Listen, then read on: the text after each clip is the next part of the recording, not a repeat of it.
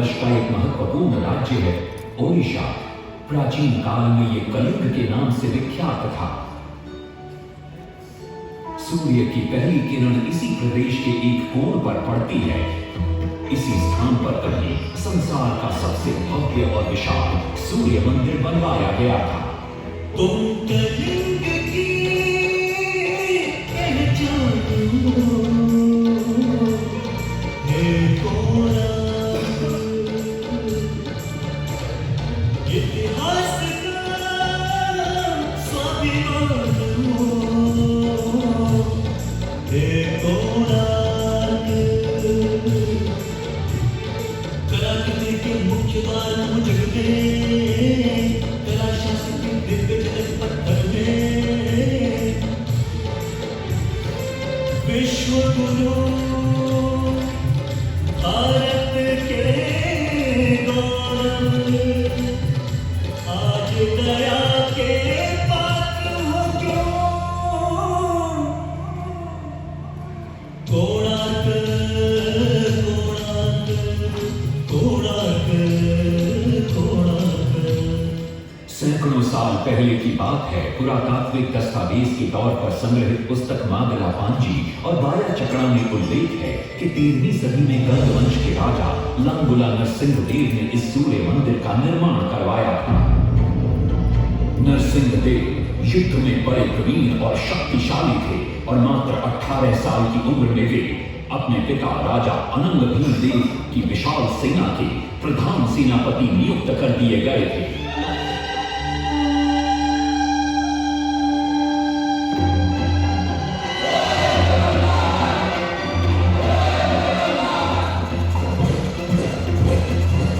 सेनापति बनने के बाद नरसिंहदेव ने अपने कुशल नेतृत्व से दक्षिण के कई आक्रमणकारी राजाओं को युद्ध में हराया।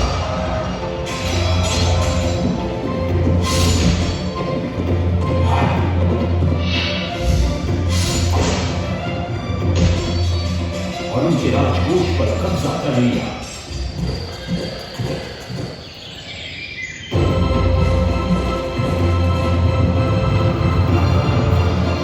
तत्पश्चात उन्होंने विजय ढूंढा, जिसे आज हम वारंगल के नाम से जानते हैं।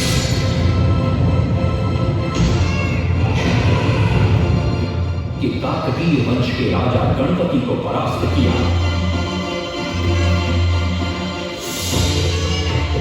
और उनके राजकोष पर भी कब्जा कर लिया।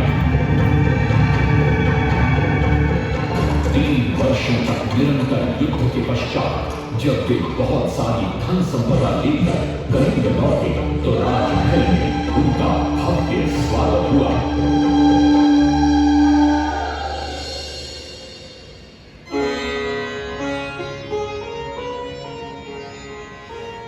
राजमाता कस्तूरी देवी पुत्र नरसिंहदेव की वीरता से बहुत प्रसन्न हुई और पुत्र के सामने अपने मन की इच्छा प्रकट की। कहा, तुम्हारे पिता ने शंख क्षेत्र पुरी में भगवान जगन्नाथ का भव्य मंदिर बनवाया है। मैं चाहती हूँ कि तुम पद्म क्षेत्र कोणार्क में उससे भी भव्य और विशाल सूर्य मंदिर बनवाओ। किंतु नरसिंहदेव माता से प्रति प्रश्न करते हैं, सूर्य मंदिर ही क्यों और वो भी कोणार्क में? तब राजमाता कस्तूरी देवी बतलाती है, द्वापर युग में भगवान श्री कृष्ण के पुत्र सांब बड़े ही सुंदर और सुकुमार थे। वो नारद मुनि को चिढ़ाया करते थे। एक दिन नारद मुनि ने सांब को सबक सिखाने की योजना बनाई और उन्होंने सांब की सुंदरता की प्रशंसा कर उन्हें गोपियों के साथ जल क्रीड़ा करने को उकसाया। वहीं दूसरी तरफ भगवान श्री कृष्ण को जाकर कह दिया कि सांब अपनी मां समान गोपियों के साथ जल क्रीड़ा कर रहा है।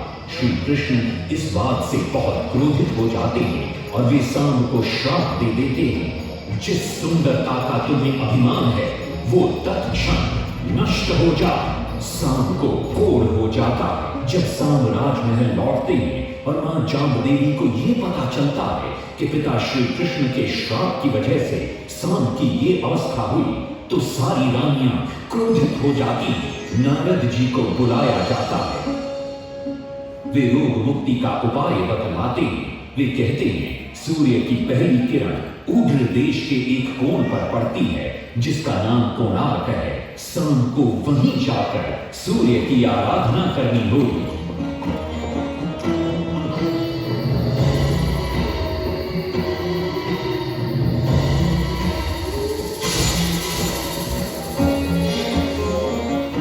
बहुत ही लंबी और कठिन यात्रा के पश्चात शाम अपने सैनिकों और सेवकों के साथ कोणार्क की चंद्रभागा नदी के तट पर पहुंचते हैं और नित्य प्रातः स्नान के बाद सूर्य की आराधना आरंभ करते हैं।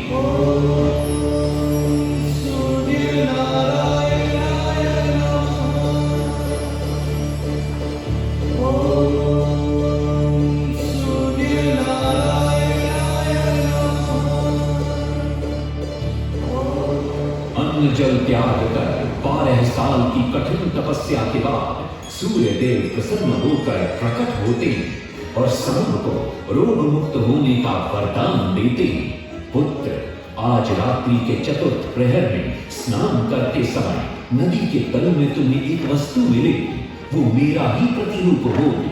उसका स्पर्श पाते ही तुम इस कोढ़ रोग से मुक्त हो जाओगे। स्नान के पश्चात सांब जब नदी से बाहर आते हैं तो वो रोग मुक्त हो चुके होते हैं। उनके हाथ में एक छोटा सा पत्थर है। उनके सुंदर और सुकुमार शरीर को देखकर सारे अनुचर और सिपाही प्रसन्न होते हैं। सांब उस पत्थर को वहीं स्थापित कर एक छोटा सा मंदिर बनवाते हैं। लेकिन जब उन्हें ज्ञात होता है कि सूर्य पूजा का विधि विधान यहाँ किसी को पता नहीं है तो वे चिंतित हो जाते हैं। वे ध्यान में बैठते हैं। सूर्य देव पुनः प्रकट होते हैं और शाम के पूछने पर बतलाते हैं कि दूर पश्चिम में साक्य देश के मागा ब्राह्मण पूजा की विधि विधान जानते हैं। शाम साक्य देश की ओर निकल पड़ते हैं जो आज का ईरान है। महीनों की लंबी यात्रा के बाद सांब 18 मागा ब्राह्मण परिवारों को साथ लेकर कोणार्क लौटते हैं और सूर्य मंदिर में पूजा शुरू हो जाती है। राजमाता कस्तूरी देवी नरसिंह देव को बतलाती है कि विवाह के कई वर्षों बाद तक जब हम निसंतान थे, मैंने भी उस सूर्य मंदिर में पूजा अर्चना की और तुम पुत्र रूप में मुझे प्राप्त हुए। माता की बात सुनकर नरसिंह देव मां को कोणार्क में संसार का सबसे भव्य और विशाल मंदिर बनाने का वचन देते हैं। सदाशिव सामंतराय महापात्र, जो शिवई सांतरा के नाम से लोकप्रिय थे, वे अपने सहयोगी बीसू महाराणा के साथ मंदिर का प्रतिरूप बनाते हैं और नरसिंह देव के समक्ष प्रस्तुत करते हैं। नरसिंह देव मंदिर का प्रतिरूप देखकर अभिभूत हो जाते हैं और शीघ्र मंदिर निर्माण कार्य आरंभ करने का आदेश देते हैं।